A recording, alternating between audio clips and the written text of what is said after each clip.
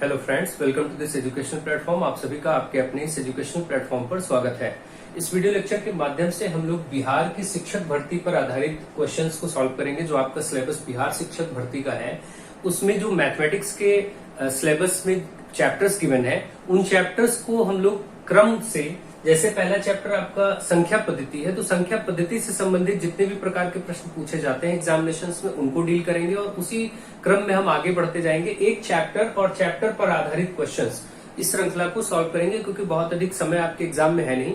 और आप सभी जो भी स्टूडेंट्स पूरी कंप्लीट प्रिपरेशन मैथमेटिक्स की करना चाहते हैं, वो लोग यूपी टेट का प्लेलिस्ट देख लें। जो मेरे चैनल पर प्लेलिस्ट है, उसमें यूपी टेट का सिलेबस पढ़ाया गया है। उसमें जो जो चैप्टर्स आपके, वो सारे चैप्टर्स कवर किए जा चुके हैं और वैसे ही क्वेश्चंस आपके एग्जाम में आएंगे। अगर आप लोग उसको कवर कर लेंगे तो आपको कोई प्रॉब्लम नहीं होगी। बहुत डिटेल में लेक्चर्स अवेलेबल हैं, आप सब उसको देख करके अपने एग्जाम की तैयारी कर सकते हैं और मैथमेटिक्स में कंप्लीट पूरा का पूरा पेपर आप अच्छे से सॉल्व करने के लायक हो जाएंगे। तो चलिए स्टार्ट करते हैं, देखते हैं। और इसमें आप इसी क्रम में पहला चैप्टर संख्या पद्धति से आधारित प्रश्नों को लेते हुए और उनको सॉल्व करेंगे। तो पहला क्वेश्चन आपके सामने है। आप सभी लोग वीडियोस को अपने सभी फ्रेंड्स में शेयर करते रहें। देखिए, पहला क्वेश्चन है, संख्या 1 और 50 के बीच कितनी अभाज्य संख्याएं होती हैं? आप सभी को बेसिक पता है कि अभाज्य संख्याएं क्या होती हैं। पहले तो इसका आंसर देख लीजिए। 1 से 50 के बीच कितनी अभाज्य संख्या होती है? वो 15 अभाज्य संख्या होती है। इसको हमेशा याद रखिए। जैसे अभाज्य संख्या के बारे में आप सभी जानते हैं, अभाज्य यानी प्राइम नंबर्स। प्राइम नंबर्स कितने होते हैं? तो प्राइम नंबर्स आपके 1 से 50 के बीच में, 1 से 50 के बीच में 15 होते हैं। 1 से 100 के बीच में इसी तरीके से 25 अभाज्य संख्या होती है। ये डायरेक्ट डेटा याद रखिए। बाकी आपको पता है, जैसे 2 सबसे छोटी अभाज्य संख्या 2 होती है। 2 से अभाज्य संख्या प्रारंभ होती है। 2, 3, 5, 7, इसी तरीके से आपका 11, 13, ठीक है, 17, 19, 23, ऐसे ही आप देखते चले जाएंगे। 29, 31, 37, इस तरीके से 41, 43, 47। आप देखिए 1, 2, 3, 4, 5, 6, 7, 8, 9, 10, 11, 12, 13, 14, 15। ये 50 संख्याएं आपकी अभाज्य संख्याएं हैं जो 1 से 50 के बीच में आएंगी। अब अगली संख्या जो 50 के ऊपर हो जाएगी अभाज्य, इसलिए वो 50 के अंतर्गत काउंट नहीं होगी। इसी तरीके से आप 100 तक भी लिख सकते हैं, लेकिन आपको ये डेटा याद रखिए, क्योंकि अक्सर डायरेक्ट क्वेश्चन आ जाता है, तो फिर वहां पर ये करने की जरूरत नहीं है। और अभाज्य संख्या क्या होती है? ऐसी संख्याएं जिनके फैक्टर्स केवल 1 होगा, या तो ये 1 से विभाजित होंगी या फिर इटसेल्फ नंबर खुद ही, यानी कि स्वयं से, या तो वो स्वयं से विभाजित होंगी। जैसे 2 के बारे में देखिए, 2 1 से कटेगा या फिर 2 अपने आप 2 एकम 2 कटेगा। 3 को देखिए, 3 या तो 1 से कटेगा या फिर 3 अपने आप से ही कटेगा। इसी तरीके से 5 के बारे में देखिए, 1 से तो कट ही जाएगा, 5 एकम 5 अपने आप से, और किसी संख्या से नहीं कटेगा। ऐसे 7 को देखिए, 7 भी 1 से कटेगा और अपने आप से कटेगा। तो ये सभी संख्याएं ऐसी ही हैं जो या तो 1 से कटेंगी, डिवाइड होंगी, या तो अपने आप से होंगी और किसी से नहीं होंगी। इसलिए सभी प्राइम नंबर्स हैं, अभाज्य संख्याएं हैं। आई होप आप इसके कॉन्सेप्ट को भी समझ गए होंगे। और अभाज्य संख्या होती क्या है? तो सबसे छोटी अभाज्य संख्या क्या है? 2। अगला क्वेश्चन इसी पर आधारित है। कई बार ये प्रश्न डायरेक्ट आता है कि सबसे छोटी अभाज्य संख्या क्या है, तब भी आप 2 को टिक करेंगे। और 2 एकमात्र ऐसी सम संख्या है जो अभाज्य है। इसके अलावा और कोई सम संख्या नहीं है जो अभाज्य हो या प्राइम हो, क्योंकि आपको पता है कि सभी सम संख्याएं 2 से विभाजित हो जाती हैं। तो 4, 6, 8, 10, 12 ये सब 2 से तो कट ही जाएंगे। इसलिए कोई और सम संख्या नहीं है जो अभाज्य हो। तो इस प्रश्न में ऐसे ही लैंग्वेज में पूछा जाता है, एकमात्र सम अभाज्य संख्या, सम का मतलब इवन नंबर, अभाज्य मतलब प्राइम, तो या सबसे छोटी अभाज्य संख्या, तब भी आप 2 को टिक करेंगे। तो ये क्वेश्चन 2 अब प्रश्न आपके सामने जो थे वो अभाज्य संख्याओं से आधारित थे और ये अक्सर पूछे जाते रहते हैं। अब क्वेश्चन नंबर 3 देखेंगे। क्वेश्चन नंबर 3 में कहा गया है कि एक संख्या को 114 से भाग करने पर 21 शेषफल बचता है। यदि उसी संख्या को 19 से भाग करें तो शेषफल क्या होगा? तो एक तो डायरेक्ट अप्रोच आपको समझ में आ रही है, जिनको टेबल मालूम है वो देख रहे हैं कि 19 का पहाड़ा पड़ने पर 114 6 बार में आ जाता है। तो 114 से भाग करने पर जैसे शेषफल बच रहा है, वैसे अगर हम 19 से भाग करेंगे तो वह उसी नेचर को फॉलो करेगा, उसी प्रकार से चलेगा। तो आप केवल क्या करें कि 19, क्योंकि 21 बचा है, तो 19 से आप 21 को डायरेक्ट डिवाइड कर सकते हैं। 19 एकम 19 और 2 बचा, और यही शेषफल होगा। ये इसलिए ऐसा डायरेक्ट किया गया क्योंकि ये दोनों एक दूसरे के फैक्टर हैं, यानी कि एक दूसरे के टेबल में पहाड़े में आते हैं। तो आप डायरेक्ट अब 19 से 21 को भाग करके इसका आंसर फाइंड कर सकते हैं, जो कि 2 है। ये तो हुआ शॉर्ट ट्रिक अगर आपको ये दिख जाए कि वो उसी का टेबल में आ रहा है, उसी के पहाड़े में आ रहा है, तो आप डायरेक्ट करें।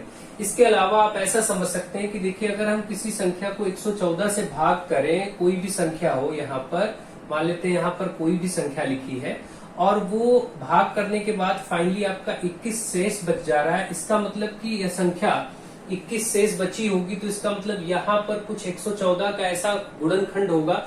देखिए मान के चले अगर हम ऐसी छोटी से छोटी संख्या निकाल लें, न्यूनतम संख्या जो 114 से विभाजित हो, 114 से विभाज्य हो,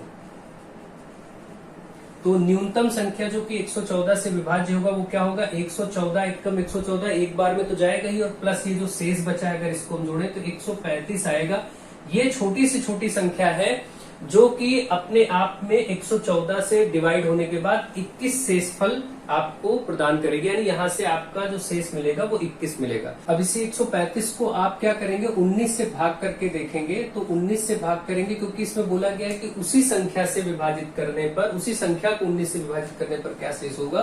तो जैसे 19 सत्ते अगर आप देखते हैं 7 9 63 और 7 एकम 7 6 13 133 और यहाँ 2 बच जाएगा, तब भी आप देखेंगे कि 2 शेषफल आपका आ जाता है।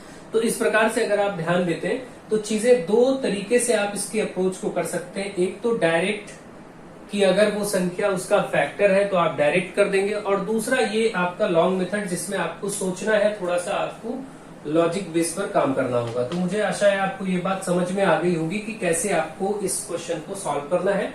अगला क्वेश्चन देखते हैं, क्वेश्चन नंबर 4। यदि कोई n कोई धनात्मक पूर्णांक है तो अगर n कोई धनात्मक पूर्णांक है तो 3 की घात 4n माइनस 4 की घात 3n एक ऐसी संख्या है जो हमेशा यहाँ पर फिल करना है कि किससे विभाजित होगा, और यहाँ ऑप्शंस दिए गए।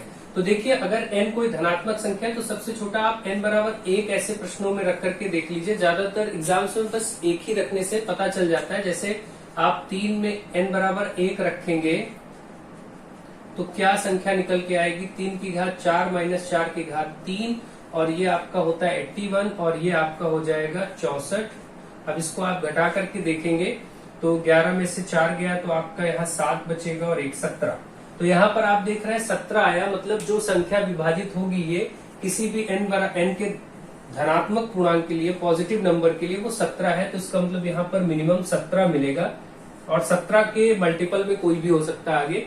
तो 17 से विभाजित होगा, और 17 हमारे पास ऑप्शन में था क्योंकि 7 इसका फैक्टर, 7 तो छोटा ही नंबर है, मिनिमम तो 17 होगा। 112 इसके पहाड़े में आएगा नहीं, 145 इसके पहाड़े में आएगा नहीं, इस तरीके से केवल 17 यहाँ का ऑप्शन सही है, और आप इसको यहीं पर टिक कर देंगे। n बराबर 1 रखते ही आपको ये आंसर मिल जाएगा। तो जैसे ही आप 1 रख के सॉल्व कर रहे हैं आपके सामने आंसर ऐसे प्रश्नों का आ जाएगा। अब देखिए क्वेश्चन नंबर 5 में आपसे कहा गया है कि एक गुणनफल दिया है, घातों के रूप में एक संख्या दी गई है जिसमें आपको दिया गया 4 की घात 9 गुणे 9 की घात 4 गुणे 7 की घात 7, और कहा कि इसमें अभाज्य गुणनखंडों की कुल संख्या क्या होगी। ध्यान दीजिए यहाँ पर पूछा गया है अभाज्य गुणनखंड यानी प्राइम फैक्टर्स। तो अभाज्य गुणनखंड बोले या अभाज्य भाजकों की संख्या बोले, भाजक और गुणनखंड एक ही बात है। तो अब इसमें ऐसे प्रश्नों में क्या करते हैं, इसका कॉन्सेप्ट ध्यान दीजिए। इसमें आप ये दी गई सभी संख्याओं को पहले अभाज्य संख्या की घातों के रूप में बदल लीजिए। जैसे आपको पता है कि 4 जो है वो 2 की घात 2 होता है। 4 को हमने 2 की घात 2 इसलिए लिखा क्योंकि 2 क्या है, अभाज्य संख्या है। तो अब 2 की घात 2 लिखा, उसके ऊपर 9 था वैसे ही लिख दिया। इसी तरीके से 9 को आप 3 की घात 2 लिखेंगे क्योंकि 3 अभाज्य संख्या, और बाहर घात 4 था उसको बाहर ऐसे रहने दीजिए। 7 तो अपने आप में अभाज्य ही है तो इसमें कुछ नहीं करेंगे, इसको ऐसे ही छोड़ देंगे। अब आप देखेंगे यहाँ पर हो गया आपका 2 पर ये 2 घातें जो अलग अलग है, 2 अंदर और 9 बाहर, ये आपस में गुणा हो जाती है। ये रूल होता है कि जब एक संख्या पर 2 क्रमशः घातें लगी होती है तो उनको मल्टीप्लाई कर दिया जाता है, गुणा कर दिया जाता है। तो 2 की घात 18 हो गया, और ये 3 की घात 4 दूनी 8 हो गया, और ये 7 की घात 7 रही। अब आप देख रहे हैं ये जो नंबर था, जो संख्या थी, वो अभाज्य संख्या की घातों के रूप में आ गया क्योंकि 2 भी अभाज्य है, 3 भी अभाज्य है और 7 भी अभाज्य है। अब जो घातें हैं, अगर हम इन सभी घातों को जोड़ देंगे तो वही अभाज्य गुणनखंडों की संख्या, मतलब 18 8, ये वाला 18 8 और 7, इनको आप जोड़ दीजिए, बस यही आपका आंसर हो जाएगा। तो 18 और 8 क्या हो जाएगा आपका 26, और 26 और 7 क्या हो जाएगा 33। तो इसका आंसर आपका 33 आ गया, यानी अभाज्य गुणनखंडों की संख्या 33 होगा। अब इसी कॉन्सेप्ट में अगर आपसे पूछा जाता, जैसे कि अगला प्रश्न है कि कुल भाजकों की संख्या, कुल गुणनखंडों की संख्या, मतलब उसमें अभाज्य गुणनखंड न कह के पूछता कुल गुणनखंडों की संख्या क्या है, तो फिर हम क्या करते, तब यही जो घाते हैं इसमें एक एक बढ़ाते और फिर गुणा करते। जैसे 18 था इसकी घात, तो 18 में एक बढ़ाया 19, 8 में एक बढ़ाएंगे 9 और 7 में एक बढ़ाएंगे 8, मतलब एक एक प्लस करके और फिर उनको गुणा करने पर जो प्राप्त होता है वो कुल भाजक मिलते हैं या कुल गुणनखंड मिलता है। ये कॉन्सेप्ट आपको यहाँ पर अभी बड़ी संख्या है करना नहीं है, उस प्रश्न में अभी हम लोग देखते हैं। अब अगला क्वेश्चन बिल्कुल इसी रूल पर बेस्ड है, तो यहाँ पर हम लोग देखेंगे और इसको समझेंगे। नेक्स्ट क्वेश्चन, क्वेश्चन नंबर 6 में कहा गया 216 में भाजकों की संख्या। तो 216 को सबसे पहले तो आप फैक्टर्स यानी गुणनखंडों के रूप में लिखिए। तो 216 के अगर हम फैक्टर करते हैं तो आपको 2 से इसको काटेंगे फटाफट, 2 और 0 8 108 हो जाएगा, फिर 2 से आपका ये 54 हो जाएगा, 2 से आपका 27 हो जाएगा, फिर ये 3 से कटेगा, 3 9 27, और ये सब आप सभी जानते हैं, फिर भी मैं कर दे रहा हूं। तो आप देख रहे हैं 2 की घात 3 बार और 3 की घात 3 ऐसा आ रहा है, ये आपका संख्या का रूप आ गया। और ये पहले से देखिए किस रूप में है, अभाज्य है। ठीक है, आपको अभाज्य पूछा जाता तो बस इन्हीं को जोड़ देते, 3 और 3 6 अभाज्य गुणनखंड होंगे। लेकिन यहाँ पूछा गया है भाजकों की कुल संख्या यानी कुल गुणनखंड, सभी प्रकार के भाज्य भाज्य दोनों प्रकार के पूछना चाह रहा है। तो आप क्या करेंगे, इसकी जो घातें आई हैं उसमें 1 बढ़ाइए और गुणा करिए, ये भी जो घात आई इसमें भी 1 बढ़ाइए और गुणा करिए, मतलब ये 4 गुणे 4 चौके 16। इस तरीके से इस प्रश्न का आंसर हो गया 16। इसके 16 गुणनखंड होंगे। इस प्रकार का कोई भी प्रश्न आपको दिया जाए, ये लेकिन जो भाजक आए हैं ये कुल भाजक आए हैं या कुल गुणनखंड आए हैं, जिसमें भाज्य भाज्य दोनों सम्मिलित है। ठीक है, जैसे इसको आप अगर देखें एक क्वेश्चन और बेसिक सा ले लेते हैं। जैसे मान लीजिए यहाँ पर मैंने ले लिया 9 की घात 2 गुणे 5 की घात 3 गुणे 7 की घात 1। अब मान लेते हैं कि इसमें आपको कुल गुणनखंड बताने, तो आप 9 को पहले आप यहाँ पर क्या करेंगे, फैक्टर प्राइम फैक्टर में करेंगे, जो कि अभाज्य रूप में 3 की घात 2 होगा और बाहर 2 है ही।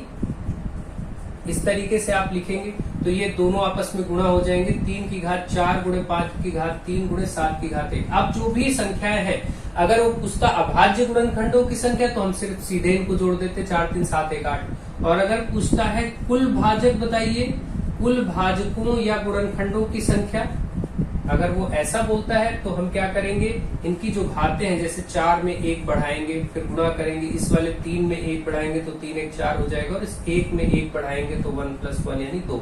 तो अब आप देख रहे हैं 5 गुणे 4 गुणे 2, 5 चौके 20 दूना 40। तो इस तरीके से 40 भाजक होंगे या कुल गुणनखंड 40 होंगे। ऐसे प्रश्न आते हैं तो आपको बहुत ही आसानी से सावधानी से इनको करना है और ध्यान रखना है।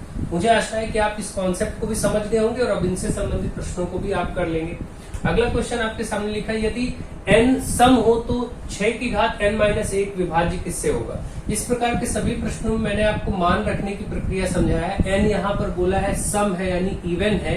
अगर n सम है तो सबसे पहली सम संख्या 2 होती, फिर 4, फिर 6, फिर 8, इस तरीके से आप सभी जानते हैं। तो हम क्या करेंगे, सबसे पहली वाली संख्या इसमें n की जगह पुट कर देंगे, n का मान रख देंगे। सम है इसलिए यहाँ पर पहला सम मान होता है 2, तो यहाँ 2 रख देंगे और -1, तो 6 का स्क्वायर 36, 36 - 1 मतलब 35।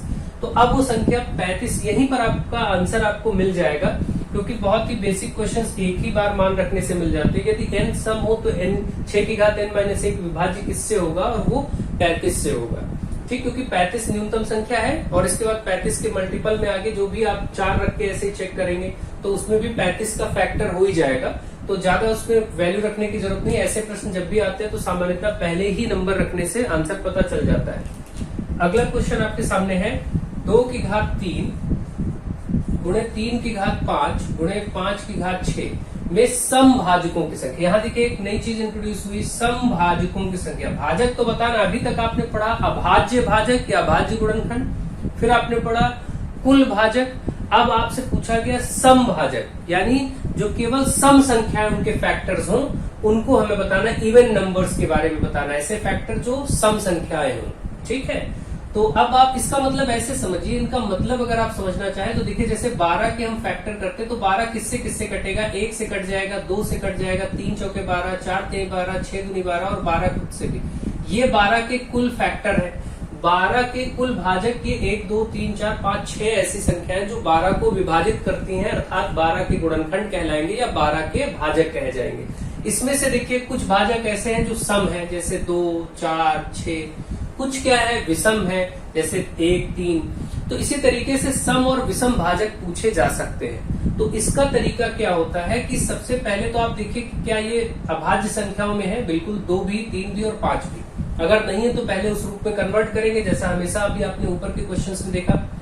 अब क्या होगा यहाँ, क्योंकि अब आपको जो संख्याएं दी गई हैं इसका नियम ये होगा कि समभाजक की घात ले लीजिए, समभाजक जो आपका यहाँ दिख रहा है सम संख्या, उसकी घात ले लिया और गुणा कर देंगे। बाकी कॉन्सेप्ट वही रहेगा कि इनमें से एक एक बढ़ा लेंगे बाकी में, क्योंकि हमें क्या बताना है, समभाजक। तो अब क्या होगा इसमें, जैसे 5 में 1 बढ़ाएंगे, गुणे 6 में 1 बढ़ाएंगे, ऐसा कॉन्सेप्ट। तो समभाजक की घात कितनी थी यहाँ 3, तो 3 गुणे 5 1 6 गुणे 6 1 7, ये आपका आंसर हो जाएगा। अब इसको आप देखेंगे 7 6 42, 42 3 आप देखेंगे कितना होगा, तो 42 3 दूनी 6, 3 चौके 12, 126।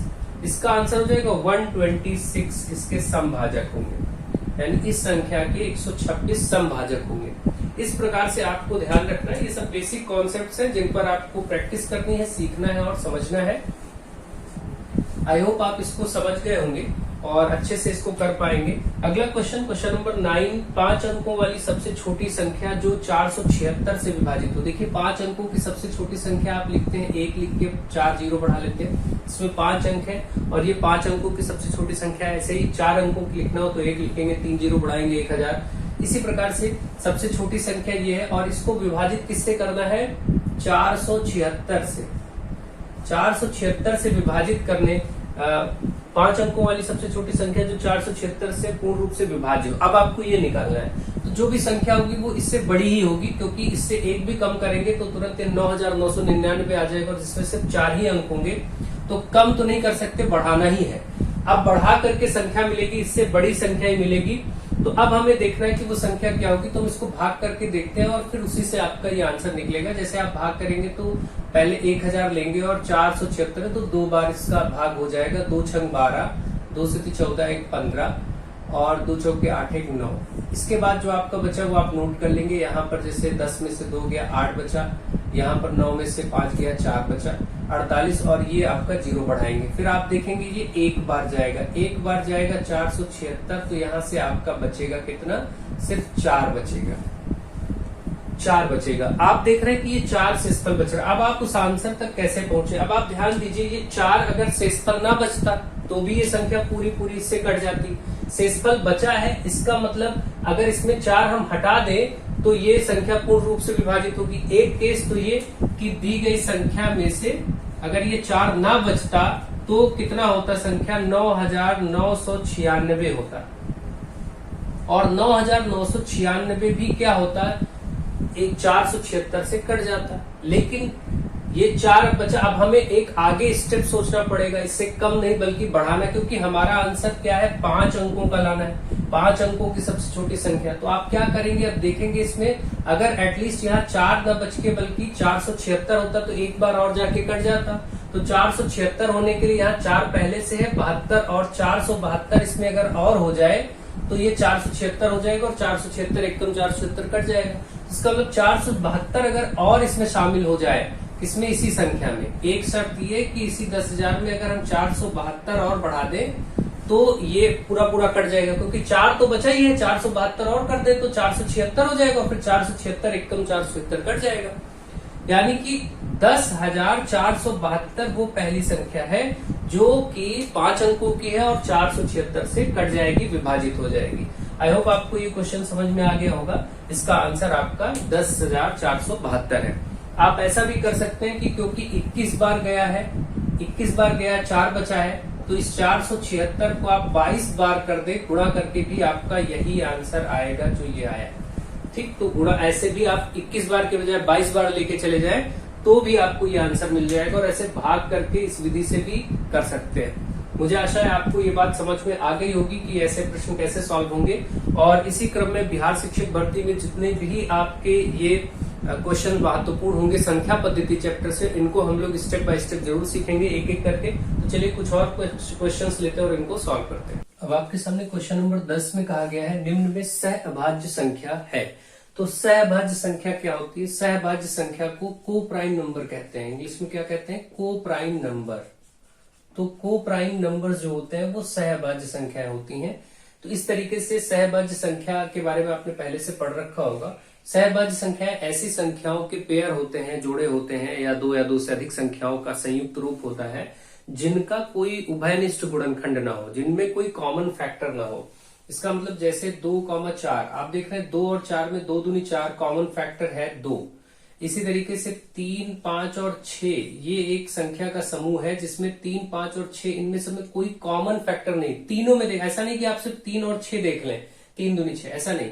तीनों के संख्याओं में कोई उभयनिष्ठ गुणनखंड नहीं बन रहा है। इसका उभयनिष्ठ गुणनखंड अगर देखें तो 1 होगा। ठीक है, कोई भी उभयनिष्ठ गुणनखंड नहीं बनेगा 1 के अतिरिक्त।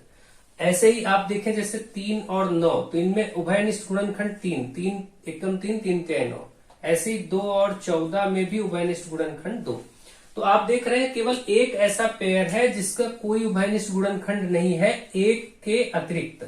तो यही इसकी परिभाषा है कि को प्राइम नंबर्स ऐसे नंबर्स होते हैं जिनका कॉमन फैक्टर 1 हो, 1 के अलावा कोई और ना हो। ठीक है, तो इसका मतलब ये इसका राइट आंसर क्या हो जाएगा? B part. दूसरे वर्ड्स में आप ध्यान रखें, जैसा कि नेक्स्ट क्वेश्चन है कि सहभाज्य संख्याओं का मासा HCF। तो जो कॉमन फैक्टर होता है, हाईएस्ट कॉमन फैक्टर, मासा को क्या बोलते हैं? HCF, यानी हाईएस्ट कॉमन फैक्टर। तो कॉमन फैक्टर ही बोला जाता है। इसमें आप देख रहे हैं कि सहभाज्य संख्या का कॉमन फैक्टर क्या था? 1। तो हमेशा, क्योंकि सहभाज्य संख्याओं में कोई और कॉमन फैक्टर होता ही नहीं 1 के अलावा, तो जो है वही HCF भी होगा। यानी सहभाज्य संख्याओं का मासा अगर पूछें तो मासा भी 1 ही होता है। इसका भी राइट आंसर आप देख सकते हैं, ए पार्ट में दिया गया है।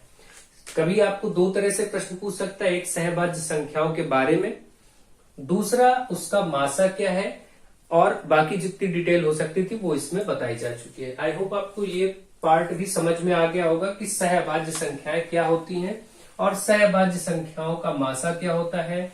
इनके गुणनखंडों पर आधारित बातों को भी हम लोगों ने देख लिया। अगला क्वेश्चन नंबर 12 आपके सामने है, जिसमें कहा गया 676.32 में 3 का स्थानीय मान क्या होगा। 3 कहां पर है आप देख सकते हैं, दशमलव के बाद। दशमलव वाली संख्याओं का स्थानीय मान कैसे निकालते हैं? देखिए, जो बिना दशमलव वाली संख्या है उनको तो आप इकाई, दहाई, सैकड़ा, हजार, 10,000 से गुणा करके उसका स्थानीय मान बताते हैं, यानी वह संख्या जिस स्थान पर होता है उस। जैसे यहां पर हम देखें 6 का स्थानीय मान इस वाले, तो यहां से देखेंगे इसका, क्योंकि पूर्ण संख्या और अपूर्ण संख्या दोनों का भाग है इसमें, पूर्णांश और अपूर्णांश दोनों है। इधर की पूर्णांक है और इधर के दशमलव भाग है। तो पूर्णांक हमेशा इकाई, दहाई, सैकड़ा इधर से लिया जाएगा। तो आप देख रहे हैं ये सैकड़ा 6 गुणे 100वें स्थान पर है, तो इसका 600 हो जाएगा इस वाले 6 का। 7 का अगर आपसे ये पूछा जाए तो 7 इकाई, दहाई 10वें स्थान पर है, तो 7 दाम 70 हो जाएगा। लेकिन दशमलव के बाद के अंकों का कैसे मूल्यांकन करते हैं, यहां देखिए 100, 1000, 10 सबसे गुणा करके लाया जाता है। यहां उसी तरीके से दशमलव के बाद के हिस्से में आप संख्याओं को 10 से, 100 से, 1000 से भाग करते जाएंगे। तो पहली संख्या को 10 से भाग करेंगे तो ये आएगा 0.3। दूसरी संख्या का आपको बताना हो, 2 को 100 से भाग करेंगे, क्योंकि 10वां अंश, 100वां अंश इस तरीके से होता है, तो ये 0.02 हो जाएगा। भाग करना आप सभी को आता होगा, नहीं तो दशमलव में इस पर चर्चा करेंगे। तो आपका 3 का स्थानीय मान क्या है? 0.3, जो कि डी पार्ट में इसका राइट आंसर दिया गया है। ऐसे कोई भी प्रश्न हो, फॉर एग्जाम्पल हम एक एग्जाम्पल लेकर के और चलते हैं, 735, या यहां पर लिख लेते हैं 65। अब आपसे पूछा जाए कि इसमें 6 का स्थानीय मान क्या होगा या 5 का स्थानीय मान क्या होगा, तो 5 का स्थानीय मान निकालेंगे तो दशमलव के बाद पहला जो है वो 10 से भाग किया जाता है, ये 100 से भाग किया जाएगा, इसको 1000 से भाग करेंगे और इसी तरीके से बढ़ते जाएंगे। तो 5 को आप 1000 से भाग करेंगे तो 0.005 आ जाएगा। 3 अंकों पर इधर दशमलव दिखाई पड़ेगा आपको। क्योंकि 1000 में 3 जीरो है, भाग करने की प्रक्रिया बहुत आसान होती है, तो 0.005 इसका आंसर हो जाएगा। ऐसे प्रश्न जब भी आए तब आप आराम से इस तरीके से कर सकते हैं। दशमलव के बाद वाली संख्याओं को 10 से 100 से 1000 से 10,000 से ऐसे भाग करके आप उसका स्थानीय मान ज्ञात कर सकते हैं। स्थानीय मान और जातीय मान दो टर्म्स होते हैं। जातीय मान को कई अलग प्रकार से देखा जाता है, जातीय मान या अंकित मान या फिर वास्तविक मान या फिर शुद्ध मान, वास्तविक मान या फिर शुद्ध मान, ऐसे आप 3-4 नामों से देखेंगे। तो कोई भी संख्या में जैसे हमें यहाँ पर स्थानीय मान बताना है 8 का, तो आप 8 को 1 से गुणा करेंगे, 8 एकम 8। 6 का स्थानीय मान बताना, तो इकाई दहाई पर है, 10 से गुणा करेंगे 60 हो गया। 7 का स्थानीय मान बनाना है, इसको 100 से गुणा करेंगे 700 हो गया। 4 का स्थानीय मान बताना है, तो इसको 1000 से, क्योंकि इकाई दहाई सैकड़ा हजारवें स्थान पर है, तो ये 4000 हो गया। स्थानीय मान इस प्रकार से निकलता है। लेकिन इसी में अगर यही एग्जाम्पल होता और आपसे कहते 7 का जातीय मान बताइए, जातीय मान यानी कि फेस वैल्यू, जातीय मान को इंग्लिश में कहते हैं फेस वैल्यू, और स्थानीय मान को प्लेस वैल्यू। जो ये आपका स्थानीय मान होता है इसको कहते हैं place value, place value and face value. Face value यानी जातीय मान उस संख्या का अपना स्वयं का मान होता है जो कभी बदलता नहीं। जैसे 7, जहां पर तो ऐसा नहीं कि इकाई दहाई सैकड़ा और 700 बोल दे, नहीं। जातीय मान जब कहा जाएगा या इसके नाम अंकित मान, वास्तविक मान, तो वह संख्या का मान स्वयं 7 ही इसका उत्तर हो गया। जैसे कहा जाए कि 6 का अंकित मान बताइए, तो वो 6 ही रहेगा, 60 नहीं होगा। ठीक, तो इस तरीके से आप चीजों को समझ पा रहे होंगे। स्थानीय मान और जातीय मान के कॉन्सेप्ट को मैंने बता दिया है, और जिनको डिटेल में ये सब चैप्टर पढ़ना, वो सभी लोग प्लेलिस्ट में जाकर के यूपी टेट मैथमेटिक्स का जो पार्ट पढ़ाया है मैंने, उसमें बहुत सारे लेक्चर्स एक एक चैप्टर वाइज पूरे क्रम में पढ़े हुए हैं, वही चैप्टर्स के, क्योंकि कॉन्सेप्ट सब सेम होते हैं और क्वेश्चंस भी उसी पैटर्न पर आते हैं। तो आप वहां पर अच्छे से देख करके अपना प्रैक्टिस कर सकते हैं। क्योंकि समय कम है इसलिए हम चैप्टर वाइज पढ़ा नहीं सकते आपके एग्जामिनेशन में, तो आपको खुद ही पहले से प्रिपेयर्ड है वो प्लेलिस्ट, आप उसको देख सकते हैं, अपनी प्रिपरेशन कर सकते हैं। अगला क्वेश्चन नंबर 13 में जो आपसे कहा गया है 537016 में 3 के स्थानीय मान, इसमें 3 का स्थानीय मान उठाना है। 3 यहां पर है, इकाई दहाई सैकड़ा हजार 10,000, तो इसका मतलब 3 को आप 10,000 से गुणा करेंगे तो ये 30,000 आ जाएगा। और साथ ही में कहा गया है 1 के जातीय मान, तो 1 का जातीय मान तो 1 ही रहने वाला है ना, क्योंकि जातीय मान ऐसा नहीं कि 1 गुणे 10 दहाई पर है तो 10 कर दें, ऐसा नहीं। 1 का जातीय मान वही का वही रहता है, संख्या का बदलता नहीं है। तो अब आप देख रहे हैं ये दोनों चीजें सामने है, और कहा गया इनका अंतर, तो 30,000 और 1 का अंतर मतलब घटा दीजिए तो 29,999 आएगा, जो कि आपका 29,999 बी पार्ट में दिया गया है। मुझे आशा है यही चीज अगर योगफल बोलता तो 30,000 में 1 जोड़ देते तो 30,000 1 हो जाता। अंतर कहा है तो अंतर कर दिया। गुणनफल पूछता तो 30,000 को 1 से गुणा करते 30,000 ही फिर आंसर हो जाता। तो इस तरीके से वो गुणनफल, अंतर, योगफल कुछ भी पूछ सकता है। मुझे आशा है कि आपको ये सभी चीजें समझ में आ गई होंगी डिटेल में, विस्तार में। अगर आप सभी को लेक्चर्स पसंद आ रहे हैं तो आप सभी कमेंट के माध्यम से बताएं, तो मैं विस्तृत लंबे लंबे लेक्चर्स लेकर के आपके पूरे बिहार के शिक्षक भर्ती के मैथमेटिक्स के सिलेबस को पूरा कर दूंगा। और अगर आपकी रिक्वायरमेंट है तो मैं आपके पेपर 2 पर भी वर्क करके आपको कुछ प्रैक्टिस करवा सकता हूं। लेकिन इसके लिए आप लोगों को वीडियोस को शेयर करना होगा और अपने फ्रेंड्स को जोड़ना होगा। जितना अच्छा सपोर्ट होगा उतने अच्छे से आपको वीडियोस मिलते जाएंगे। So thank you to all of you.